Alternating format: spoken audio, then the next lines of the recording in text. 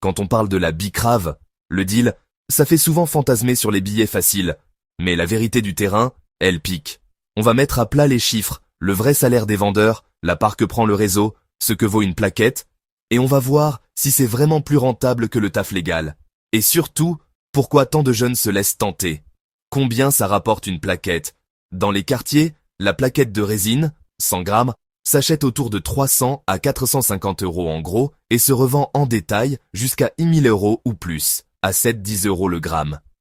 Un vendeur qui écoule la plaquette au détail peut donc marge entre 200 et 400 € par plaquette vendue, sinon plus si la qualité suit. Mais ce calcul ne tient pas compte des pertes, saisies, dettes, vols. Combien gagne un vendeur? Vendeur de rue. Ça monte à 150-300 € par jour si tu charbonnes vraiment, mais la plupart tablent entre 1500 et 2500 € par mois. Guetteur, rabatteur, ils touchent moins, autour de 120-150 € par jour, souvent moins de 2000 € par mois. Ça a l'air d'être le jackpot, mais tu bosses 7 jours sur 7, fini les week-ends, tu risques la tôle, la violence, les dettes. Et la plupart des petites mains finissent à la longue avec peu d'économies et beaucoup d'emmerdes. Combien gagne une tête de réseau?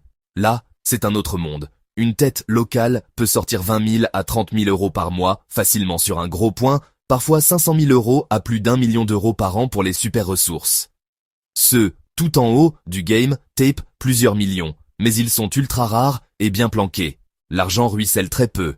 99% des gains restent tout en haut, la street se partage les restes. Plus rentable que le droit chemin? Faut pas se mentir, à court terme, le vendeur peut toucher plus qu'un SMIC, surtout vu la galère sur le marché du taf. Mais sur la durée, 85% des petits vendeurs restent des précaires ou finissent par tout reperdre.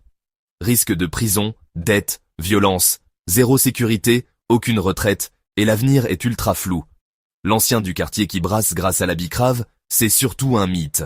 On rapporte entre 4500 € et 10 000 € par an pour la majorité. Soit parfois moins que le SMIC. Les jeunes programmés pour dealers? Dire qu'ils sont programmés, c'est dur, mais le système y met du sien. Scolarité en galère, discrimination, parents au RSA ou au chômage, harcèlement policier. L'effet tunnel fait que, pour certains, le deal devient l'usine locale, la filière rapide.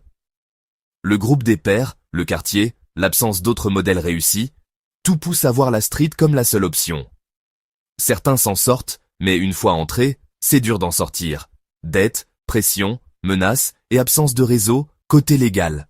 En résumé, bicrave, c'est pas la voie dorée, c'est un ascenseur émotionnel qui finit souvent mal pour les vendeurs et riche pour les têtes. Le système est fait pour que les petits se crament vite et que la pyramide se renouvelle tout le temps. Tant qu'on ne change pas l'école, les modèles et le regard sur les jeunes des quartiers, le business continuera de tourner. Ne te fie pas aux apparences, l'argent facile n'est jamais gratuit. Seul le sommet du réseau encaisse, le reste rame. À long terme, le droit chemin rapporte pas seulement des sous, il évite de brûler sa vie. D'après les rapports de l'OFDT, l'INSERM, la Cour des comptes, la presse spécialisée et études récentes sur le narcotrafic en France.